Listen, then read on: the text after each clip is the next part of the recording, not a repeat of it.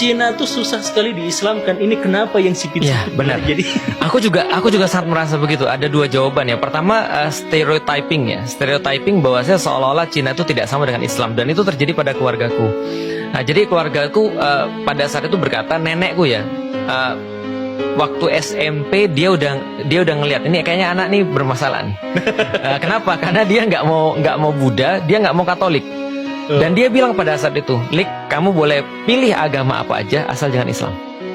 Karena kita itu adalah orang Chinese, kita tidak cocok dengan Islam. ya gitu memang. Betul. Nah, itu Banyak adalah yang gitu. pertama stereotyping. Yang kedua adalah salah pemahaman menurutku. Nah, karena itulah ketika aku sudah masuk Islam, itu semua aku jelaskan dan aku luruskan di dalam buku Beyond the Inspiration, buku pertamaku.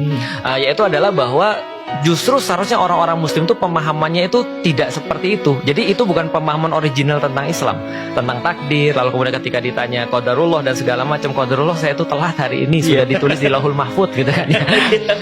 Sudah dari sononya begitu. Enggak gitu sebenarnya. Contoh kayak gini, malah pemahaman seorang Muslim tentang masalah takdir, tentang permasalahan tawakal itu ternyata justru lebih dekat dengan orang Cina. Kenapa? Misal contoh, ketika ada seorang sahabat yang dia meninggalkan untanya tidak ditali. Lalu kata Rasulullah, kenapa nggak ditali? Dia bilang saya bertawakal. Maka kata Rasulullah, ikatlah untamu dan bertawakallah. Artinya tawakal itu ada bagian di dalamnya adalah bukan di belakang, tapi di bagian di dalam tawakal itu, ada mengikat.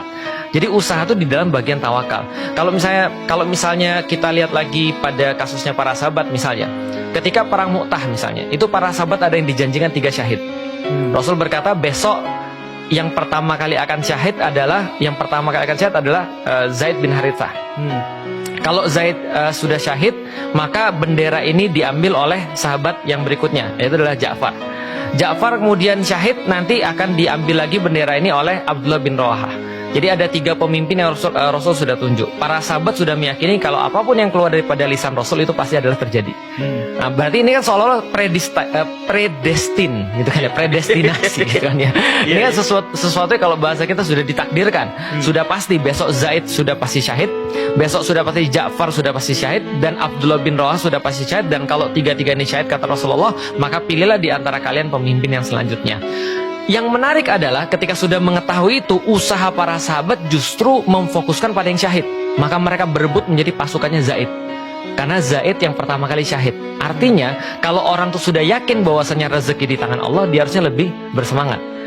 Kalau dia sudah yakin bahwa Allah tuh menjanjikan suatu kebaikan bagi dia, dia harusnya lebih bersegera dan lebih berusaha. Sama kayak gini, Guru Kemul datang ke tempat saya jam berapa ya?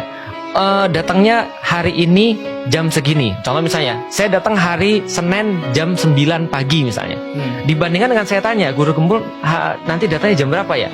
Ya bisa hari Senin, bisa Selasa, bisa Jumat, bisa pekan depan, bisa bulan depan. Terus jam berapa? Ya bisa jadi jam 9, bisa jadi jam 12, bisa jadi jam 9 malam. Kira-kira yang mana kita lebih bersemangat? Harusnya kan yang pertama. Kenapa? Karena lebih pasti. Nah, itu seorang Muslim itu harusnya begitu. Maka banyak sekali kesalahan-kesalahan orang Muslim ketika memahami Islam. Itulah kenapa saya bilang jangan lihat Muslimnya.